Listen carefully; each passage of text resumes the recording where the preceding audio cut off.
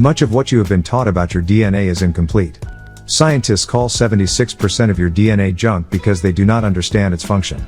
This so-called junk DNA is not useless.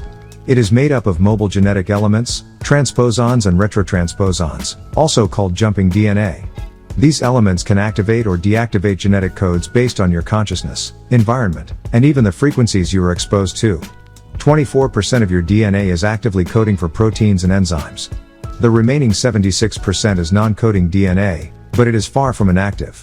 It interacts with morphic fields, responds to your state of being, and carries ancestral resonance unique to your race and lineage. This hidden portion of your DNA is like the silent rests in music, present, influential, but not always played. Just as a clock has moments between the tick and the tock, your DNA has spaces that resonate beyond visible activity. Words are not just tools for communication, they are frequencies that shape your genetic code. The way you speak, the tone you use, the rhythm of your language, these all influence your DNA. When you abandon your natural language, tone, and rhythm for those of another race or culture, you untune yourself from your original nature. Many are now taught to speak in ways that resonate in the nasal cavity, influenced by the languages of those who enslaved or colonized them. Even the foods you eat, the sounds you hear, and the environments you live in reshape your genetic expression over generations. Your body was designed for harmony with your original environment. When this balance is disrupted, the sun's rays interact differently with your skin and hair, your mind and spirit become misaligned, and generational changes accumulate, creating hybrid identities disconnected from their ancestral roots. This is why over centuries, systems of control have been used to reshape your race, through religion, forced culture, language, and even diet, creating generations of people acting out unnatural roles, often displayed in media for profit. Dreams are a natural filter for the constant information you absorb. Some are simply your brain's way of clearing out clutter, while others are visions or messages. Recurring dreams, in particular, may hold meaning tied to your life and path. Log them, reflect upon them, and compare them with your daily experiences to extract their lessons. No one can truly interpret your dreams for you, they are personal, connected to your unique consciousness. However, they may reflect how your DNA and inner being are responding to the world around you. You are a being of sound, light, and ether, connected to space, time, and the omniverse. Your DNA acts as an antenna, receiving and transmitting energy across dimensions. To restore yourself, return to your natural way of living, reconnect with your language, rhythms, and cultural essence, avoid alterations, physical or spiritual, that untune you from your original design, be mindful of the food, words, and energies you consume, and speak words of love and truth, they affect you at a genetic level. The time has come to reclaim what was cut off from you, to realign your being, and to awaken the dormant power within your so-called junk DNA. To truly know yourself, you must study yourself, constantly and intentionally. Over time, the systems we live in have shaped us into something unnatural, programming our minds with beliefs, habits, and values that were not designed for our growth but for the continuation of this very system. From media to entertainment, much of what surrounds us is designed to keep us distracted, diluted, and compliant. Unless you actively choose to take in information that is beneficial to your growth, the information you consume will most likely serve the system rather than you. This is why realignment is essential, realignment with your true self, your ancestry, and with thoughts and practices that nurture your spirit rather than distort it. This is not a one-time act but a daily study, because your mind is constantly being influenced by forces outside of you. One essential aspect of this path is inclination, the practice of observing yourself to understand your natural tendencies, what draws you, what repels you, and how your body, mind, and spirit respond to different actions and environments. For example, if you eat something that harms your body, your inclination is showing you what does not serve you. Similarly, the music you listen to, the foods you eat, the people you surround yourself with all affect not only your present self but your energy, your mood, and even the generations to come. The journey is about knowing yourself deeply, a lifelong study leading toward mastery and balance. It also involves cleansing yourself inside and out, because we are deeply affected by our environment on both physical and genetic levels. Our ancestors and future generations are tied to us. The choices we make ripple forward and backward through time. As you live in alignment, studying, practicing, and teaching what uplifts and liberates, you become not just a student but a savior for your lineage. You carry your ancestors within you, and by healing yourself, you help release them from the lower forces that may have trapped them through their own misalignments. In this way, your actions become a form of redemption, both for your past and for those who come after you. The path is not easy, and it often requires going against the grain of a world designed to exploit your energy rather than empower it. but by surrounding yourself with like-minded people, gathering in spaces of truth, and embodying what you learn, you create an environment where transformation becomes possible, not just for you, but for your community and your bloodline. In Genesis 3:19, Adam began to sweat, indicating a transformation from his original state. Early beings had scales, gills, tails, webbed fingers, and could shapeshift, similar to reptiles. Over time, they lost these traits through interbreeding and adaptation. This history suggests that humanity has reptilian origins. Some beings retained tails and scales, while others did not. The serpent in Genesis, the dragon traditions in cultures worldwide, China, India, Africa, Persia, Arabia, the Americas, and the serpent gods, such as Dagon and the Nagas, all point to this connection. The first tree, knowledge of good and evil, transformed Adam, while the second, tree of life, was feared to restore his original form. The Bible, Quran, and Torah share origins in older Sumerian tablets from the region of ancient Kush, Ethiopia. The Sumerians, originally from Africa, carried these teachings to Mesopotamia. Terms like Nagas, serpent people, and ancient stories of reptilian beings appear in India, Tibet, and Egypt. The Nagas were said to be intelligent reptilian beings capable of flight, interbreeding with humans, and influencing early kings and heroes. The Hebrews adopted serpent worship in the form of the brazen serpent of Moses, 2 Kings 18:4, and similar serpent imagery appears across cultures.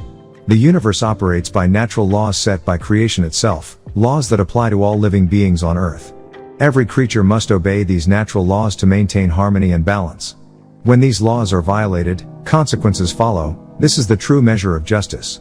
Many human systems, religious, political, financial, medical, and judicial, are based on unnatural laws, created by those seeking control. These false systems of justice often serve only the creators and their descendants, leading to exploitation and suffering for others. For over 6,000 years, false mercy and compromise have allowed these injustices to continue without true accountability. Nature eventually corrects imbalances. Those who create and uphold unnatural systems will face the consequences of their actions. Just as disease is expelled from a body, nature will expel that which is out of balance with it. Sound and vibration are integral to life. Each race, each being, has its own unique resonance and language that aligns with its DNA. Altering your natural state, through assimilation, imitation of other races, or rejecting your ancestral ways, disrupts your connection to natural law. Words, tones, and rhythms influence your genetic structure and spiritual being. Over centuries, through slavery, colonization, and cultural erasure, many have been made to forget their true origins. Foreign languages, religions, and customs have been imposed, disconnecting people from their natural state of being. Entertainment, media, and education systems reinforce this false identity, shaping future generations to accept a distorted reality. Reclaiming your natural language, culture, and spiritual practices realigns you with natural law. Sound right reasoning, knowing truth from falsehood, comes from reconnecting to your original essence. The key is remembering who you are, where you came from, and what natural law requires: justice, truth, and equity. For over 400 years, a system was imposed upon us, physically, mentally, and spiritually. This system reshaped us to serve others, not ourselves. They changed our genes, our way of thinking, our traditions, and even our perception of self. What you now call normal living, your beliefs, your foods, your wars, your sicknesses, was largely designed by others. Your DNA is not just biological matter. It is a sacred code that harnesses sound and light, linking you to dimensions beyond this one. It magnetizes you to the omniverse, to times and spaces outside this physical world. You are, in truth, a multidimensional being. Your DNA acts as an antenna. It attracts information and channels it into your consciousness. Originally, as African people, we were designed to be perfect beings, in harmony with the universe. But our DNA was interfered with by those who came later, those made imperfect, and they brought imbalance, physical illness, mental sickness, and spiritual confusion. Blackness is the eternal balance, darkness is the origin. Light came forth from blackness, not the other way around. Blackness is supreme. From this balance, true life flows. The task before us is not merely to wear cultural garments or adopt religious labels. It is about restoring what was cut off, your connection to your higher self. You are not just a body. You are an etheric being, a soul that existed before physical birth and will continue beyond physical death. Your consciousness, your nine ether essence, predates your flesh. We must return to our natural self, not by denying beauty or adornment, but by rejecting the deep alterations in our thinking and being that were forced upon us. Inside each of us is a higher being, our true self, that must be awakened. Most people live only as the physical individual, but the word individual itself reveals the truth. Individual, two within one. The physical you and the etheric you. Some teachers, like Dr. Malachi Z. York and others before him, have spoken of encountering their higher self, hearing its voice, even seeing its form as an etheric being. This is not fantasy, it is a process of tuning, of aligning with that inner divinity. Why do most African people follow religions that do not reflect their image? Christianity presents a savior in the form of the oppressor. Islam presents its highest prophet as an Arab. Hinduism has its deities in Indian form. Where is the African image in these systems? Our spirituality was stripped away during enslavement. The key is not to reject all faiths blindly, but to seek the root, to tune the body and soul, as one would tune a car. We service our vehicles, but neglect the vehicle of the soul. The universe moves in cycles. For thousands of years, Earth was under the moon cycle, where 6 ether forces dominated. Since the early 1970s, we entered the sun cycle, where 9 ether forces, forces of awareness, are awakening us. This is why many today hear buzzing in their ears or feel sudden spiritual nudges. These are not random, they are our ancestors and higher forces trying to connect with us. They send thoughts, visions, even orbs of light to guide us back. True life flows through the feminine. The woman carries the mitochondrial DNA that passes through generations. It is not the son who carries the pure line, it is the daughter. Without her, the lineage does not continue in its original, undiluted form. This is why ancient African systems honor the matriarchal force, not to dismiss the masculine, but to recognize the negative, feminine, force as the generator of life, just as a battery needs both poles to function. Death is not the end. It is a translation to another dimension, one that exists alongside this one. There is no real separation between the living and those who have crossed over. They communicate, they guide, they send signs. This life is temporary. From the moment we are born, we move closer to that transition. The wise do not fear it, they prepare for it by awakening their higher self. Our purpose is to return to the original vibration of blackness, to honor the planet that mothers us, and to realign with the forces that sustain life. This is not about rejecting the world but about remembering who you are before the world reshaped you. We must feed our spirit, awaken our inner being, and respect the balance of the universe. The white orbs, the buzzing sounds, the synchronicities you experience, these are not illusions. They are invitations to remember. You are divine. Not metaphorically, but literally. You are an eternal consciousness, a spark of the original blackness, here for a purpose. Return to yourself. Reconnect your mind, body, and soul. The key has always been within you. The Earth rests at a 23.5 degrees tilt on its axis. This tilt shapes life on the planet in ways we rarely consider. One example is human-handedness. Before the Earth tilted, ancient traditions tell us, people were predominantly ambidextrous. With the tilt, the majority shifted toward right-handedness. Ancient writings such as Egyptian hieroglyphics reflect this. Their scripts could be written in multiple directions, up, down, sideways, showing a fluidity of thought and movement that matched ambidexterity. The planetary tilt, then, does more than alter seasons. It influences how humanity develops and orients itself physically and mentally. The master taught that human beings exist in 3 states: solid, liquid, and gas. Science presents this as a forward progression, solid to liquid to gas. But the reality is reversed. Our true origin is from the subtle, gas or spirit, moving down into the dense, solid matter. By teaching us the process backwards, society traps us in the material plane. We are led to believe our starting point is the physical body, when in truth, our essence is ethereal. This is why the master would say that your body can be transformed into a ship. The point was not science fiction, but metaphysics. You do not need death to enter the spiritual realm. Through vibration and will, you can shift dimensions. But because we are conditioned only to perceive through matter, we become trapped in the physical experience. One of the greatest traps is language. Words confine thought to 3 categories: person, place, and thing. If you visit the spiritual plane, you cannot return and fully explain what you saw. Any attempt to describe it forces you to use earthly categories: a person, a place, or a thing. Yet reality beyond the physical does not conform to these structures. This is why the master taught that the spell is in the word. To describe something is to confine it, because once spoken, the word becomes flesh. In this sense, language is both a tool and a prison. At higher levels of knowledge, one recognizes this limitation and often becomes silent. True experiences of the higher planes cannot be conveyed in words, only shared with others who have had similar encounters. Meditation is one method for loosening these confinements. Concentration must come first. Without focus, meditation is ineffective. True practice requires only a few minutes, no more than 5 daily. The goal is not length but quality, to cultivate the ability to still the mind and tune vibration. Through such discipline, one gradually reorients from the material toward the spiritual. Our language is central to our frequency.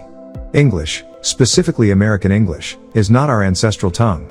It is a frequency tied to another culture. When a people lose their language, they lose their natural tones, vibrations, and ancestral connections. That is why stripping a people of their native speech was more than cultural domination, it was spiritual disconnection. Consider biblical stories, such as the walls of Jericho falling by sound. Or modern science, where the right vibration can shatter glass. If sound carries this much power, imagine the effects of speaking in one's original sacred tongue. The language itself becomes a gateway to spiritual frequencies and dimensions. Another trap is the demand for references. Modern authority relies on written texts from the last few thousand years. But when those texts are authored by outsiders about our culture, they are not references, they are reinterpretations. Ancient peoples, such as the Dogon, knew of 9 planets long before telescopes. Their reference was ancestral knowledge from the stars, not books. We must recognize that we ourselves are the reference. The authority lies in lived, inherited, and spiritual knowledge. We are more than physical bodies confined to persons, places, and things. The planetary tilt shaped humanity, but not permanently. The illusion of solid first existence keeps us bound. Language locks us in the material, yet vibration and meditation unlock the higher planes. By reclaiming our language and frequency, we reconnect with ancestral power. This path is not easy, nor is it meant for all. It is, as the Master said, a lonely path, but one that leads to liberation beyond the physical spell of words and matter. We must understand that language is more than communication, it is a spell. The very word spell, as in spelling, reveals its power. Words shape thought, perception, and even physical reality. The language many of us use, American English, was deliberately constructed by European Freemasons as part of the New World Order. Every sound you speak, every word you repeat, reinforces the spell.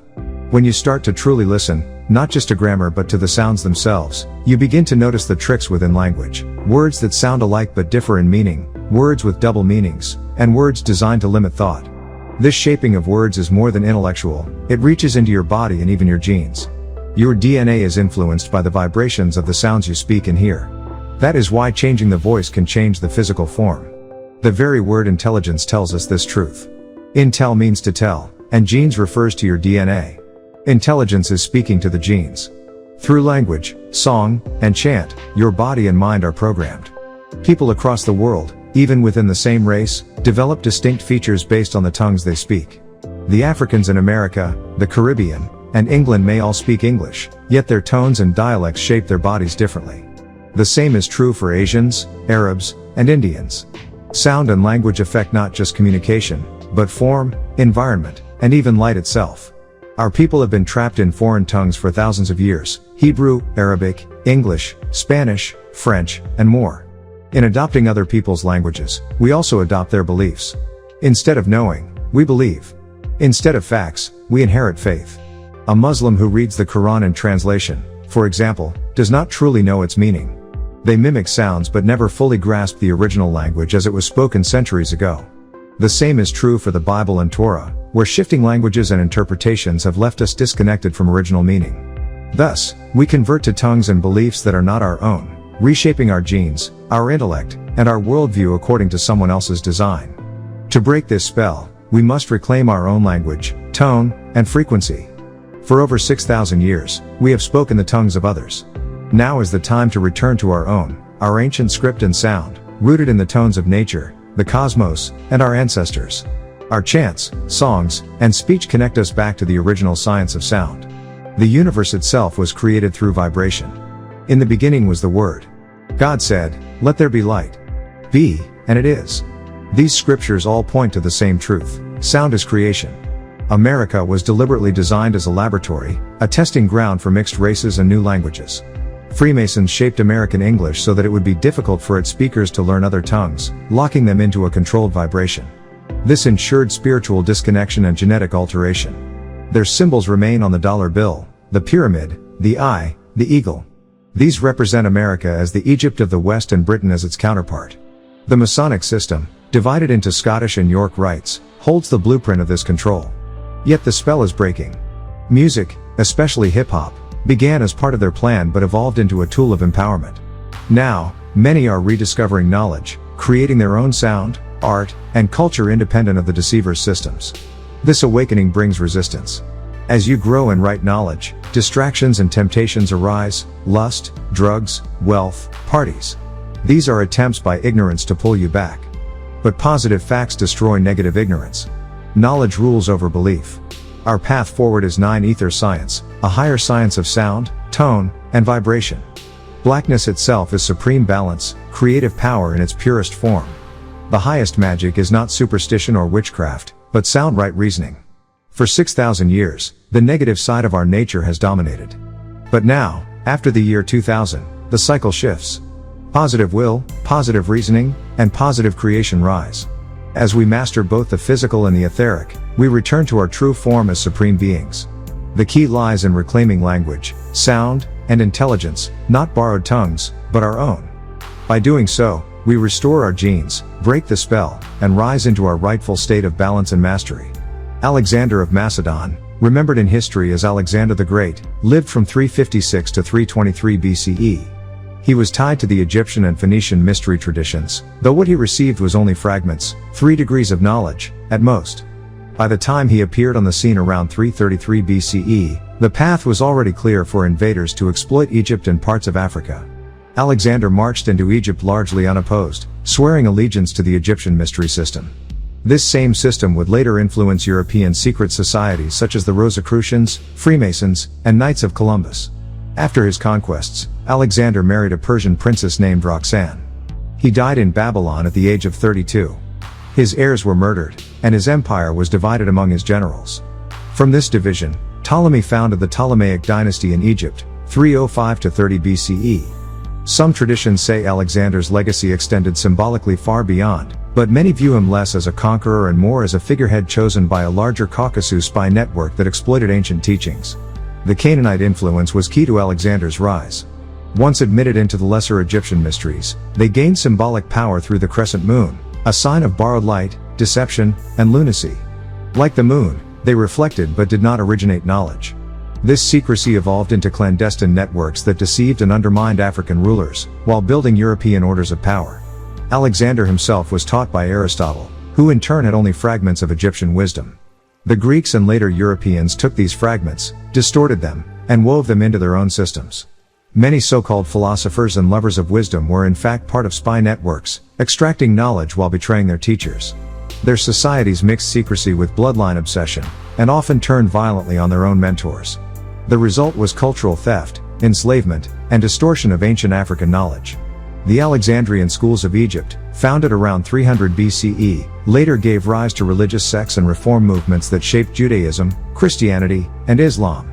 The Essenes, Zealots, and other groups carried fragments of hidden wisdom, such as the Dead Sea Scrolls, yet by the time the canonical Gospels were written, much was altered or fabricated. 3 of the Gospels copied from one source. John's account was heavily edited. The so-called Immaculate Conception was mistranslated, and resurrection teachings were layered on centuries later through church councils. Much of what survives in the Bible echoes the Egyptian Book of the Dead, a guide for the departed. God itself stems from reversal of dog, symbol of Anubis, the black jackal who guided souls. The cross became a symbol of death, the crescent a symbol of deception, and both were repurposed by religions to control the masses. Christianity and Islam took symbols from Egypt and rebranded them, while European councils and reformers reshaped doctrine to suit political agendas. In Europe, Reformation movements such as those led by Martin Luther and John Calvin were not purely spiritual, they were a retreat into looser, more permissive lifestyles under the guise of religion. Catholicism and Protestantism alike carried forward the same roots of distortion, mixing politics with faith. Religion became a tool of conquest, law, and empire. States replaced divine law with man-made law, justifying violence, enslavement, and exploitation while claiming to act in the name of justice. The oppressed, especially African people, were drawn into these systems by spell and deception, fighting wars for their oppressors, embracing religions that condemned their ancestors, and condemning their own souls in the process. Jesus himself, according to John 8:44, warned that the Canaanites were liars, yet their descendants maintained control through false smiles and false scriptures. At the heart of it all lies the Rosicrucian order and the web of European secret societies that grew from it. These groups masked themselves as seekers of wisdom, but their aim was surveillance, infiltration, and the theft of ancient African spiritual knowledge. From them came the Freemasons, Knights Templar, and countless other orders that still echo today. Though much of their original purpose has been watered down, the legacy remains one of distortion, deception, and domination. The true path lies not in their ghost spells, gospels, but in right knowledge, right wisdom, and right understanding, what some call the nine ether. That alone frees the mind from ignorance and the spirit from the false systems of control. When we ask about religion, we must understand that the Quranic terms din and millah do not originally mean religion as we use the word today. Din means judgment or decision, while millah refers to circumcision or a covenantal practice. Both terms have roots going back through Hebrew, Akkadian, and Babylonian traditions. For example, millah in Quran 2:130 is described as the religion of Ibrahim, but its Hebrew root points to the practice of circumcision, not an organized faith system. These words trace back to Cush, son of Ham, also called Cam or Cham in Hebrew, meaning black, from whom we get terms like Kemet, land of the blacks, chemistry, and associations with blackness and hidden sciences. In short, the words din and millah never truly meant religion, but rather judgment and covenant. Ibrahim, learned these practices in Egypt, passed them to the Hebrews, who passed them to the Jews, who passed them to the followers of Yeshua, later called Jesus, and eventually to Muslims. Over time, each group redefined these terms to create systems of faith and identity. Judaism is not the universal religion of all Hebrews but a system named after one tribe, Judah. Christianity is a name that originated in Antioch, a term Jesus himself never used. Islam, too, was later named, and although it is said to mean submission, its root is connected to Hebrew shalom, peace. The word carries tones of peace and safety, not religious submission. The truth is, these communities originally had no fixed religion.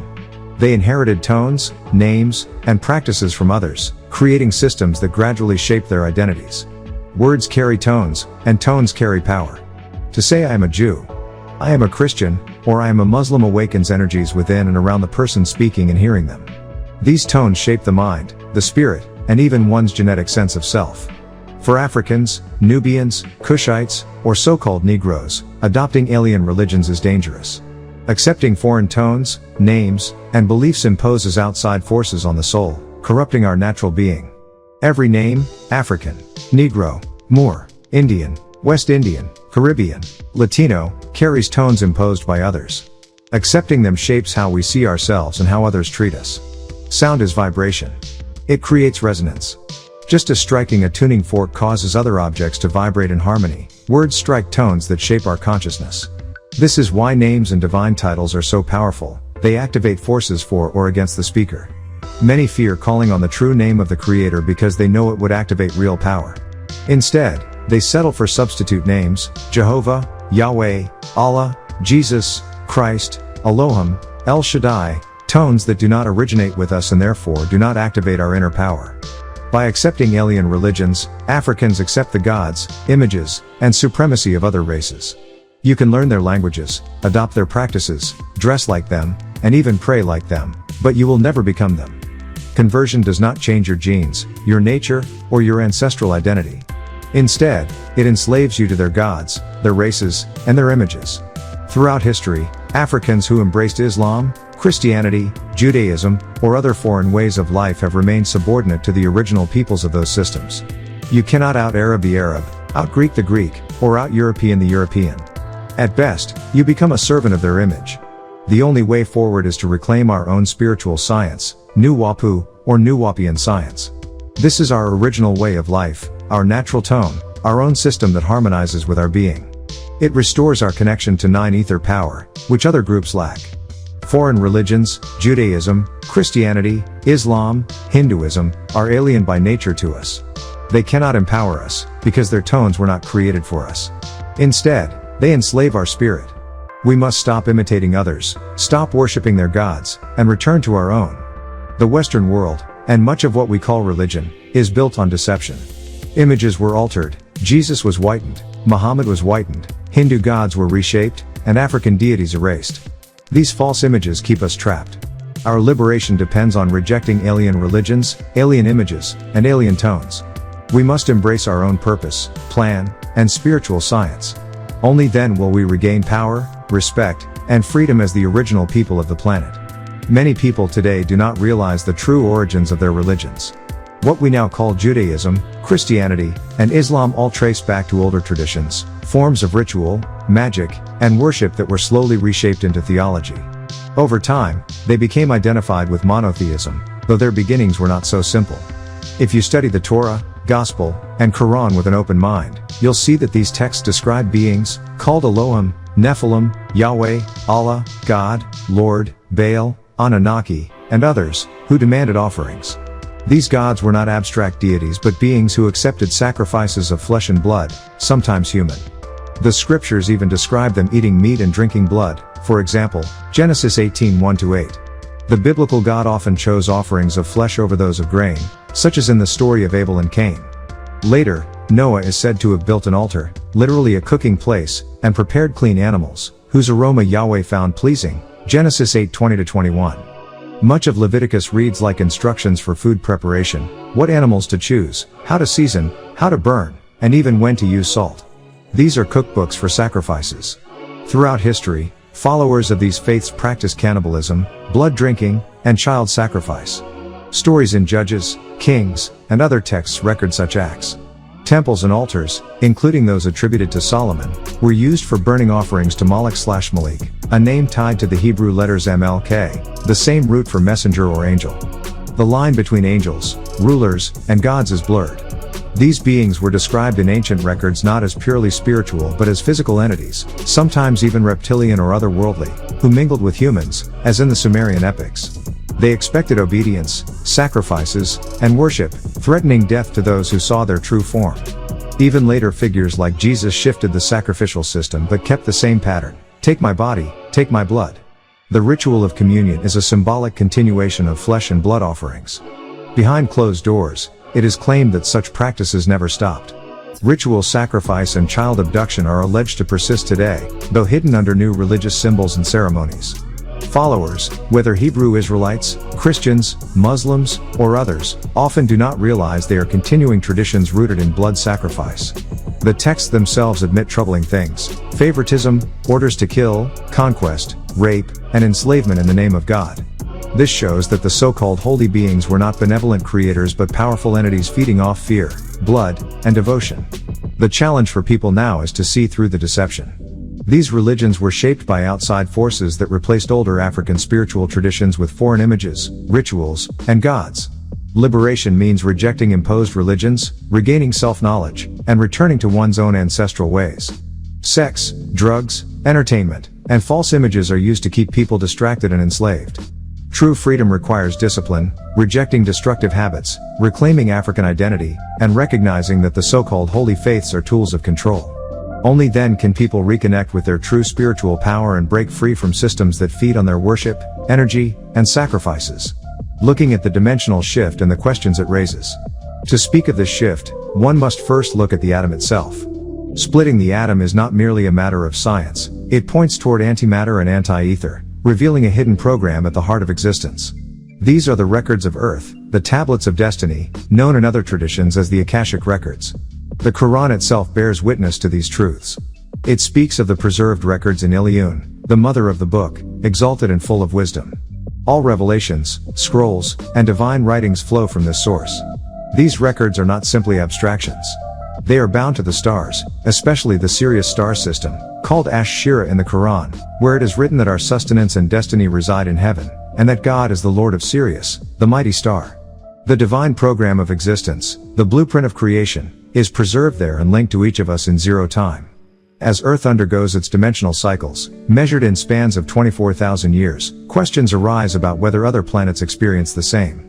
Yet each planet has its own birth date, time zone, and cycle. Earth's number, 24,000, is tied to its circumference, its genome, and its equinox cycle. Other worlds follow their own rhythm, their own cosmic music. Within this framework, the question of incarnation emerges. Did we choose to be born here, or were we assigned? The answer lies in choice and consequence. Every decision, whether it be to preserve the divine gene pool or to mix with other lineages, to live with discipline or fall into addiction, to act with compassion or to harm others, shapes fate. Choices can even erase destiny, disrupting one's spiritual path. Yet regardless of circumstance, the truth remains, we do not merely live on earth, we are earth. Our bodies are formed of its soil, our spirit is its life, and our souls flow from the divine source. The Nagato people embody this truth most deeply. Our vibrations called earth into existence, for in the beginning there was word, sound, and thought. Existence itself was spoken into being. However, by mixing outside of our divine gene pool, we weakened our vibration and erased our own memory. The crystal skulls, which hold records of sound, light, and contact, became inaccessible to us, as though slowed to the wrong frequency. The Master came to restore these vibrations, to raise consciousness, and to free us from bondage to the physical realm. Much confusion surrounds the history of other races and beings. The Anunnaki, for instance, carried their own genetic patterns, and their seed, the Caucasus, was not of us. The crash that seeded the planet was theirs, not ours. The seal of the halls of Ameni was established to prevent such mixed lineages from entering or departing. This seal, often seen as a curse, is in truth a divine safeguard. Our memory was not stolen by others but was lost through our own choices, especially interbreeding, which weaken the vibrational body. Like a record played at the wrong speed, the music of our ancestors became distorted, leaving us deaf to their voices. Even figures such as Nanar, son of Enlil of the Anunnaki, illustrate the divergence of paths. From him arose practices of blood sacrifice and systems of belief that bound humanity to fallen orders.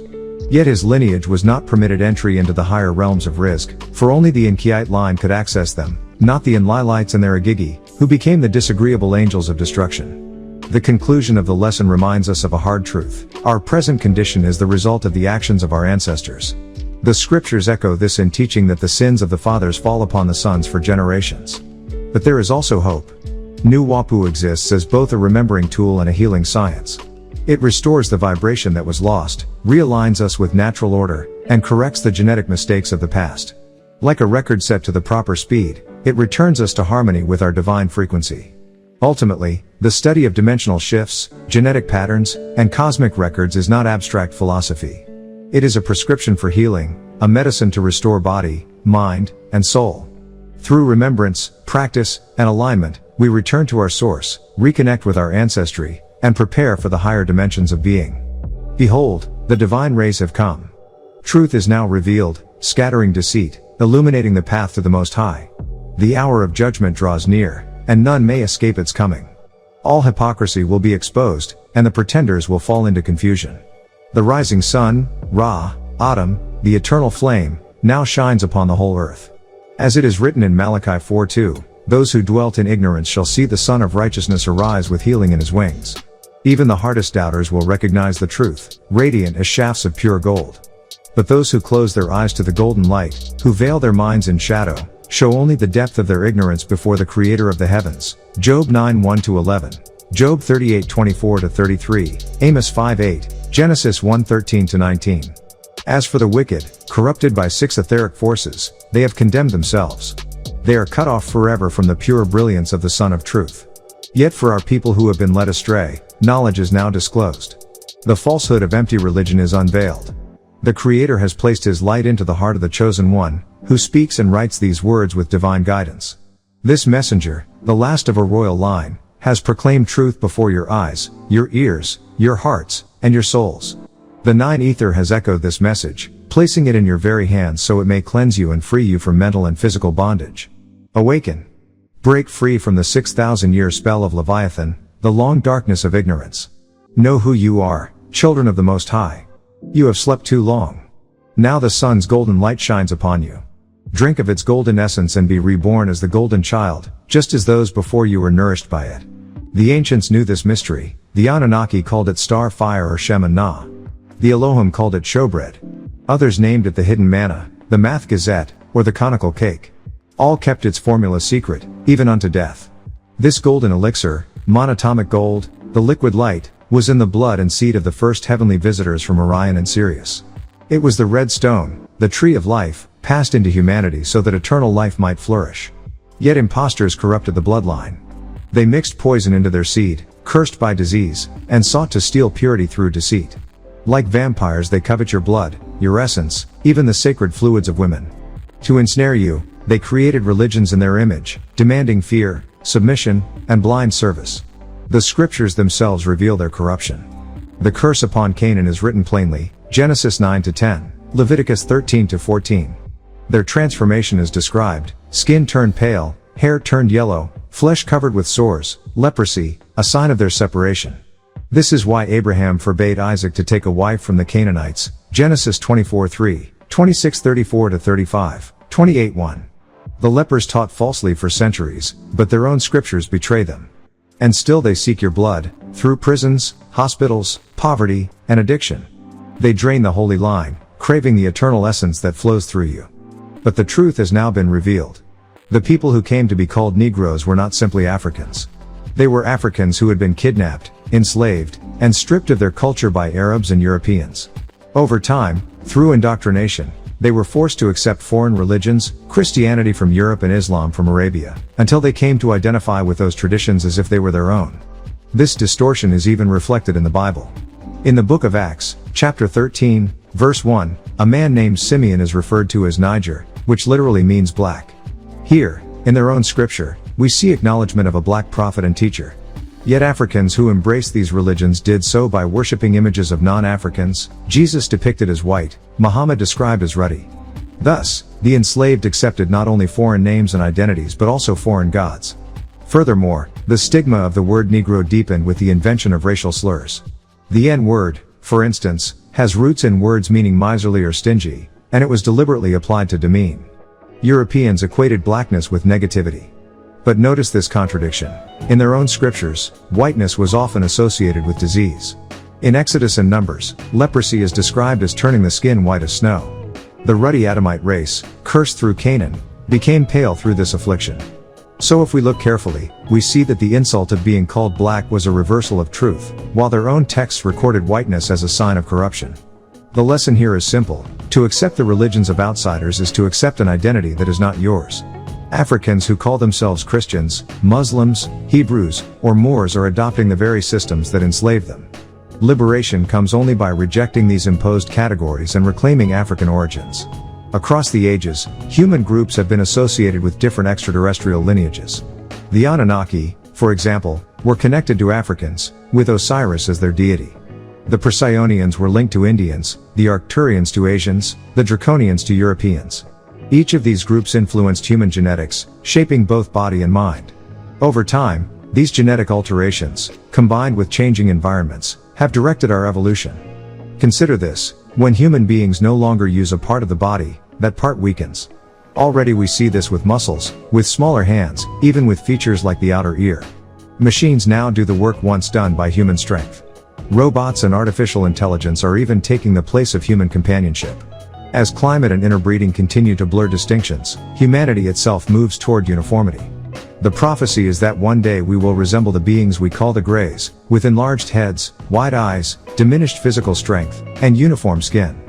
Some of you may see this as science fiction, but look around. AI companions are already being developed to simulate emotions, to answer in human voices, even to express facial gestures. What was once prophecy is becoming reality. Now, some of you may ask, how do we apply this knowledge to ourselves? And that is an excellent question. Think of the brain as a processor. Just like a computer, it can only accept programs it is built to run. Some people cannot grasp certain truths because their minds are not wired to process them.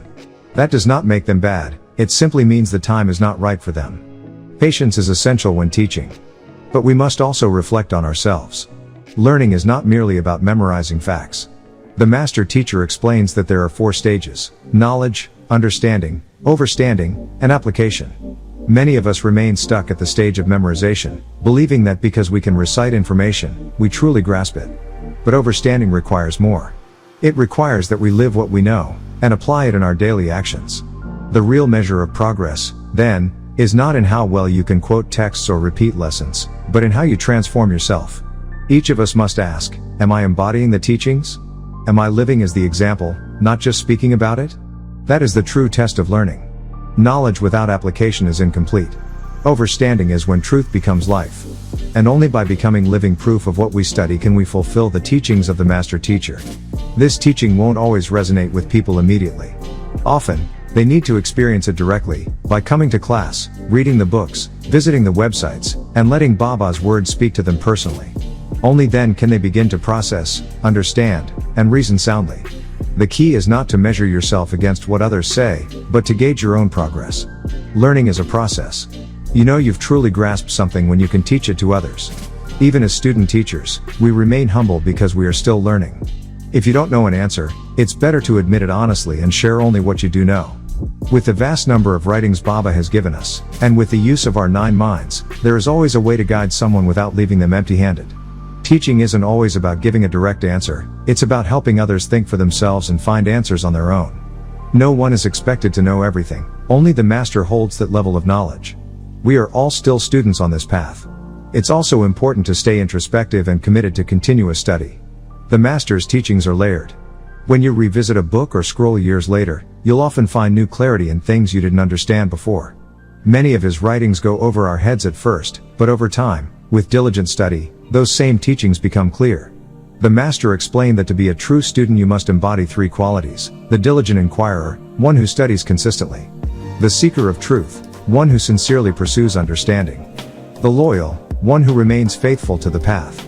Through diligent study, knowledge is confirmed and understanding deepens. The master writes in a way that requires us, as students, to connect the dots across different books and scrolls using our 9 minds. That process of discovery is part of the learning itself. One must never assume they know everything. Instead, speak from your current level of confirmed knowledge. As the master has said, if you say what I say, you'll never be wrong. The danger comes when people repeat his words without truly understanding them. Context and confirmation are essential. This is also why many people remain stuck in certain schools of thought. Spiritual forces within those schools can keep them trapped. But our doctrine emphasizes the now, not just the past or the future. At this stage of our formation, we know who the deities of the Bible and Quran truly are, how they relate to us, and which ones do not. Humanity will evolve due to changes in environment and lifestyle. Just as the appendix and tonsils are no longer necessary organs, features like the pinky finger, pinky toe, and outer ear may eventually disappear. Modern conveniences reduce the physical demands once required of us, and over generations, our bodies adapt. This is part of our evolutionary process. The Greys, for example, represent one outcome of such changes, beings who lost certain physical traits as their environment and way of life shifted.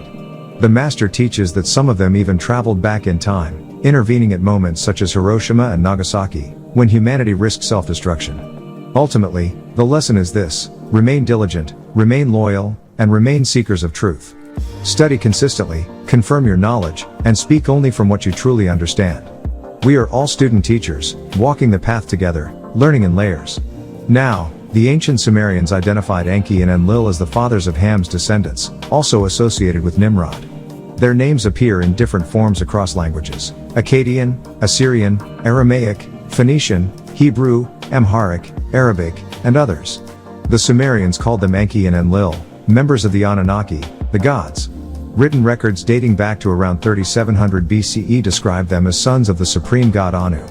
Enlil's title meant Lord of the Sky, ruling the heavens, storms, and mountains. He was later associated with El Shaddai, Baal, Set, and other figures in Semitic and Egyptian traditions. Enki, whose title meant Lord of the Earth, was the god of life, wisdom, and knowledge. He became associated with Yahweh in some traditions, with Ptah in Egypt, and Osiris in others. The Sumerian tablets record that Enlil, Baal/El Shaddai, was the one who brought the Great Flood and who often opposed human enlightenment, while Enki, Yahweh/Ptah, sought to preserve humanity and pass down divine knowledge, granting access to the Tree of Knowledge and the Tree of Life. It was Enki who prepared humanity's survival strategy during the flood and who preserved the sacred tablets of destiny, the scientific laws of time and creation. These teachings were safeguarded in the Egyptian mystery schools, connected with Ptah, the opener. From here arose the Hermetic schools attributed to Thoth, Tahuti, also known to the Sumerians as Ningish Zeta. Many biblical traditions trace back to these myths. The story of David and Goliath, for instance, echoes much older Egyptian tales like the autobiography of Sinuhe. The Philistines themselves are traced in Genesis to Mizraim, Egypt. Israelite priests, especially of the Levite tribe, drew heavily from Egyptian web priests. Out of this came the orders of Melchizedek, the Essenes who preserved the Dead Sea Scrolls, and later Masonic and Rosicrucian orders who carried fragments of the ancient Egyptian knowledge. Sobek, the crocodile god of Egypt, was remembered as a dragon. Hyksos invaders and Canaanite groups sought to steal the Egyptian mysteries, including the secret of the elixir of life once kept in the Kaaba at Mecca. Over time, invading groups married into the Prophet Muhammad's family to gain access to these secrets, eventually reshaping Islam into a religion of conquest, while the true bloodline descended through Fatima, Ali, and their children. The symbol of the Shriners, often misunderstood, originally represented the feline guardians of the Egyptian mysteries. Many secret societies, from the Knights Templar to the Freemasons, have tried to preserve or control fragments of this knowledge, some tracing it back to Solomon, David, and even Jesus, whose bloodline is connected in these traditions to both Egyptian and Hebrew priestly lines. The concept of the Messiah itself derives from the Egyptian ritual of anointing, from masu, to wipe, anoint, purify. This was later adopted into Hebrew, Mashiach, Greek, Christos, and eventually Christian theology. From Egypt to Sumer to Israel, the mythos of divine bloodlines, sacred science, and hidden knowledge continued to evolve. The Sumerians called the serpent of wisdom Ningish-Zeta, the Hebrews called it Nahash, the Greeks Hermes, the Romans Mercury, the Muslims Iblis. All pointed to the winged serpent, the keeper of divine knowledge. This knowledge was tied to melanin, called the hormone of darkness, melatonin, secreted by the pineal gland. Ancient traditions claimed that the original African peoples, with their high melanin, carried within them the true divine essence, the nectar of the gods that other nations sought. The biblical genealogies, through Seth, Noah, Shem, Abraham, Ishmael, Isaac, Jacob, Joseph, and down to Jesus, are recast in this tradition as the transmission of sacred bloodlines and knowledge. Mary, said to be of Levitical descent, had to receive the Egyptian bread of gold to give birth to Jesus, understood in this framework as a child infused with divine energy. Thus, the religions of today, Judaism, Christianity, Islam, Hinduism, are seen as later adaptations of much older Egyptian and Sumerian mystery teachings.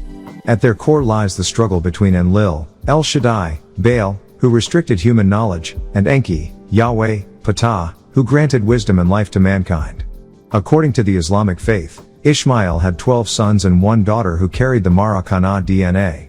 From his second son, Qadar, with black skin, came the Arabian prophet Ahmed Muhammad, guided by the angel Gabriel, as revealed in the Quran, chapter 22:75, chapter 6-138. Gabriel came to him in the cave to teach him. Yet after his death, with the intermixing of bloodlines, the sacred lineage was lost to the Muslims. They are now ruled by Canaanites and Indo-Arabs, no longer carrying the original blood. Most are unaware of the liquid gold within the blood of the divine beings they worship, or the true reasons behind religion. They have forgotten its Egyptian origin. What was it really about? Powdered gold. A substance believed to activate melanin, strengthen the immune system, reverse leprosy, prevent cancers, and in rare cases even raise the dead. High melanin production heightens energy, stamina, and physical tolerance, while regulating sleep and body temperature. It is the body's most powerful antioxidant, slowing aging and enhancing both physical and mental capacities.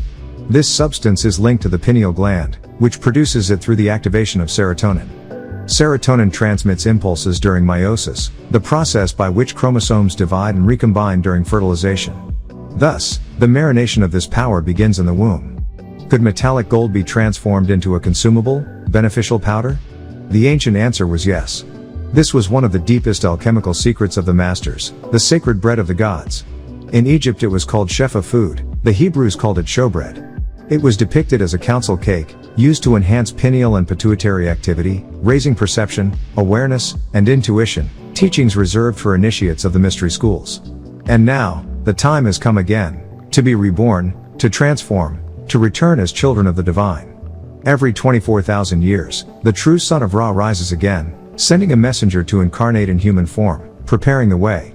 Signs of this renewal are all around us: wars, upheaval, corruption, and false messiahs. The scriptures warned of this age, describing the Antichrist, the beast, and the fall of Babylon. The revelations are clear: the rulers of today are driven by deception, greed, and destruction, but their time is short.